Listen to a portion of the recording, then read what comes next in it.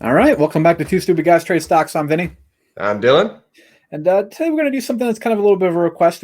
People have asked us questions a little bit about like options trading and things like that. So Dylan and I are going to do like a basic intro of like what options trading, what options are, and then like a little bit of how we have employed them in our trading in the past and stuff like that. Give you a couple of examples of our recent history. Um, so like, Dylan, to you, basically, what is an option? So it's really confusing at first, and then if you do it, it's like, no, this is not that bad. But basically, I am buying the option to buy, for instance, or a contract of 100 shares of Vinny's Apple or whatever it is at a certain price by a certain time. And then if said price is in the money, meaning if I want to buy his shares for $150 and they're at 160, then I can buy his shares for 150 and immediately get a $10 return on 100 stocks, Exactly. i.e. $1,000. Yeah, it's definitely it's very core. It's considered like a derivative, right? So it's something that derives its value from something else. And we talk a lot about stock options, but truthfully, you could have an option on everything, right? Like for some price, Dylan's willing to sell you, his earnings if he makes over a certain dollar amount in the future, right? Like Yeah. theoretically, that's possible, right? Anything. Yeah, exactly. I think there's options for cryptos now. So Yeah, there's options for crypto.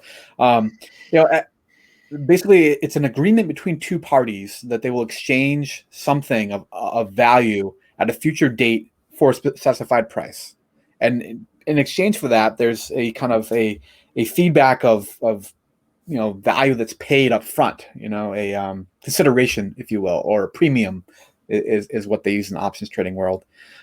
So a little example. It's Dylan. You think Apple's a good company, right? I think Apple's a great company. I think they're at like what 130 right now. Where are they at? Yeah, we're around $130 a share. Yeah, 130. exactly. All And right. there's a lot of these rumors about Apple Car. Maybe it's big. Maybe they come out with an Apple Car. Maybe like they take over and like they destroy Tesla. Maybe It very well could happen, and I'm willing to buy a call option. you are. Oh, okay. A I am call willing to option. buy a call It's an option. interesting way of playing this. So I own some Apple shares, and for a certain price, I'd be willing to sell you the right to buy my shares of Apple, like sometime in the future. You know, Well, you see, the good thing about this, Finney, is you can make a lot of money with a little bit of money for call options because ah, it's leveraged 100 times. exactly. From your perspective, that's what you're doing. From my But perspective as the buyer, exactly. yes. From my perspective, I'm going to say Apple's probably going to produce a car at some point, and they're going to continue making money, but the amount of like the stock would have to increase by for us to hit the strike price. I'm willing to take that risk. All right. Well, now we got to agree on a strike price here, right? Oh, And yeah. I'm willing to go hella risky. Oh, really? So instead of saying what would be, a much more expensive contract premium, saying January 2000, no, January 2022 strike price of Apple will be at least 140. I'm going to say that premium is going to be pretty expensive. That's gonna be pretty expensive. Yeah. What are you thinking? Ooh, I would say at least $20 a share for premium. $20 a share? Yeah, Oof, don't have that. yeah, it's a What little if we pricey. jump it up to $240? Ooh, $240. Yeah, what I think Oh. they're going to be $240 January 2022. So what Dylan and I have just determined there is our strike price, $240, and our expiration date is January 2022. Yes. Correct? Okay. Now we have to look at what the premium would be paid for such a thing.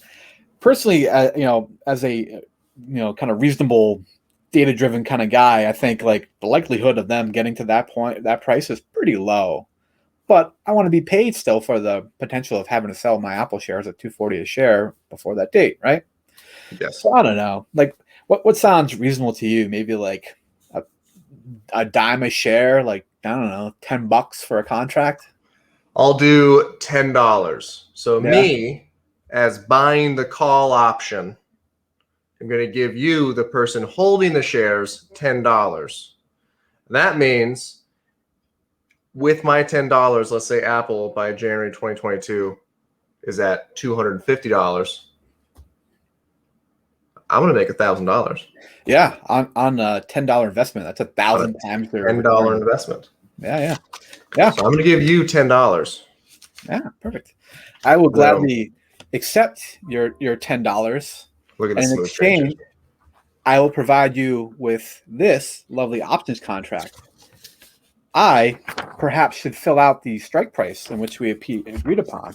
So we're talking a 240 strike price on That's Apple, ridiculous. and it expires in January 2022. This is effectively what an options contract is. And then I can go ahead and sell this to Dylan for that $10 he gave me there. And now he's got this lovely options contract, at which point he can exercise it anytime before January 2022. What does exercise mean? Exercise, I mean, he would pay the $240 per share to buy my Apple stock. Doesn't make sense for Dylan to do it unless Apple goes over 240 or there's some special circumstances. But for the most part, he won't exercise that unless Apple at least approaches that $240 strike price. Right. Now, here's the key for the person buying the call, i.e. me with my $10. Clearly, that was a horrible option for me because I only had $10. Now, let's say Apple tomorrow buys Amazon and Target and Microsoft and, I don't know, 9 other companies. Just something ridiculous, okay? And then their share price goes to $300. Now, me, who only had $10 in his bank account, is not going to I could, for instance, exercise, and then I'd have to give you $240 times 100. Yeah. Don't think that's going to happen. But the intrinsic value of the option increases. So what I paid $10 for, I could probably sell for, I don't know, at that ridiculous price, like $20,000, I don't know, to another guy who has a ton of money who wants to hold on to the stock and pay for it. Exactly. So, that's the basic premise of what an options contract is an agreement between these two parties about buying an underlying asset on or before a certain date at a specific price. The contract is indeed a contract. I asked it in most cases is a stock. And then you have these, kind of two people on the outside of that transaction there making this agreement. Right. And what would happen there is the Apple's not going to go to, I'm scared to say that, but Apple's not going to go to that price for that time. So Vinny would keep my $10 and laugh at me while doing it. And I'd be like, well, crap. I just tried to make $1,000 at $10. Usually doesn't happen. And now I'm broke. I'm going right to Chipotle. There we go. All right. So here's a kind of a recent example of an Apple earnings covered call that I played. So I sold a $150 strike price Apple call on April 19th. Apple reported earnings here on the April 28th. Despite the fact that the stock was basically flat in between then, my call contract lost about 80% of its value. And as the person who sold it, the STO was sold to open, I get to keep that money. So I sold it for $90, sold and then bought it back less than 2 weeks later for $11, booking this $79 profit. And Apple stock, like I said, was basically flat over this time period. What's the benefit of buying it back? So the reason why I bought it back is that it then gives me the ability to sell a new option. So, Dylan talked about how our previous example, it was not a great deal for him to pay this $10 for such a ridiculous strike price. It also wouldn't be a great deal for me, to be honest, either, because I could sell contracts that are much closer to the current strike trading price of Apple and collect a higher amount of premium. Yeah, much better. Yeah, exactly. So this is a $150 strike price when Apple was trading $130. It was, much closer, and I was able to collect $100 in premium instead of $10. So 10 times my amount of money over just 2 weeks, whereas Dylan's contract that we were talking about would be, 7 months? Yeah. So much longer duration. This is what you want to see when you're an option seller. I like to sell options because if you look at the data, the vast majority of options, expire worthless. most Yeah. stocks tend to stay within the middle of their trading range, and therefore options contracts never become worth anything. The next slide is an example of one that's kind of moved against me. So AbbVie, big pharmaceutical company, great dividend payer, but I sold a option also on April 19th against them. I collected 72 cents a share in premium. AbbVie reported earnings. Earnings were good, they kind of in line with what I expected, but not what I expected is the stock actually went up after earnings. Most companies these days have been trading pretty flat after earnings or even down. So unfortunately, it didn't work out for me. This position is still open and ongoing. It is currently priced to buy back the option $2.14, meaning if I were to do that, I would take a loss of what's that, like $1.40 a share by doing that. It is in the money marginally at 75 cents a share, so there is some intrinsic value here, but there's still over a dollar and what's that, like a 40 cents of extrinsic value, which will erode over the next 2 weeks. So I'm just kind of playing this one out right now and seeing what happens. I haven't exactly decided if I'm going to buy back this option or if I'm going to roll it out. So it's another option that you have. Well, we can talk about that separately in a different video, but there's a lot of management of positions that you can kind of encounter as these options move around. But I am barely outside my break even, because if you look at your break even price, what you do is you take the strike price of 115, add what I collected in premium to it, which is 72 cents. So 115.72 is my break even price. It is 3 cents above that at this point. So it's basically still flat as far as I'm concerned. Right. Dylan, you want to take us through a couple of your long option plays? Yeah. Also, historical data shows options. The majority of money made is covered calls, even though it's less money. That was 70. So that was only $72 in premium. A lot of people try to take the $10 and make it into $150 or something. Yeah. And most of the time, those people just lose the $10. Yeah. See the Wall Street Bets forum. Yeah. Okay. Actually, we should have linked that. There's a lot of those. And there's a lot of ones that are successful, which leads to a million failed ones trying to find another crazy successful one. Exactly. So my account is fairly locked capital wise, because I have so much money into my longs and my swings. I'm doing the swing trade picks, and I can't just keep throwing $1,000 at every pick, right? Because then I'm only getting like $70 back. So I started buying options. The green arrow is where I bought the option. The red arrow is where I sold. So this one I had two. So it was a total of $220, strike price of 55, expiration in August. I ended up making, I walked away at 340, so I made 120, which is a 55% gain. I'm trying not to get too greedy with these. I'm a little bit new to it. As you can see, I could have waited 2 days and made more money. But.